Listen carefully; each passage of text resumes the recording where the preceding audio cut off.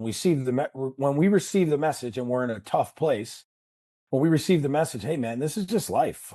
Fucking dig in, deal with it. For most people, it takes us further back into that place instead of, man, this is life. We got to find a way to deal with it. For people that are working through a growth mindset and resilience, it's an invitation. What are you going to do about it?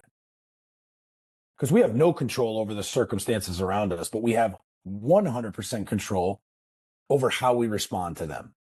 What are you going to do about it? Right? There's no bringing my mother back. There's no changing what happened to me physically. There's no eliminating my brother's heart episode. There's no eliminating that. That is what life threw our way. And I don't say my way, I say our way, our family's way. That is what life threw our way within a 5-week time frame.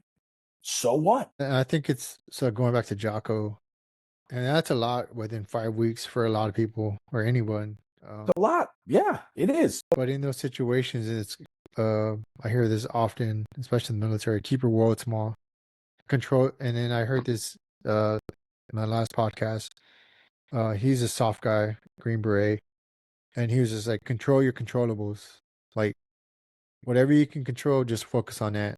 Like, don't worry about things that are out of your control, which is easier said than done. But control your controllables is a very succinct way to give you control back over your situation.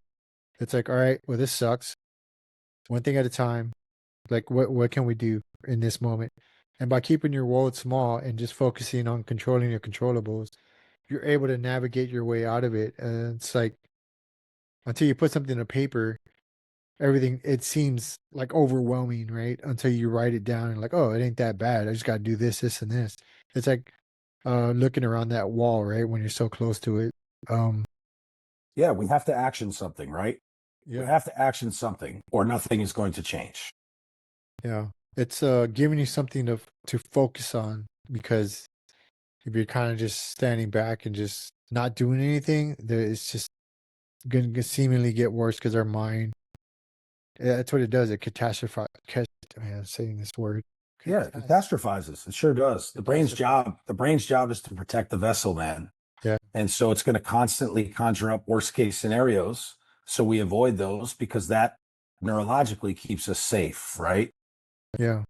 And the example you're sharing is when you said, I loved it, when you said, keep your world small, control the controllables. Everything that we do, right? Every choice we make, brother, is an investment of our time, our attention, and our energy, period.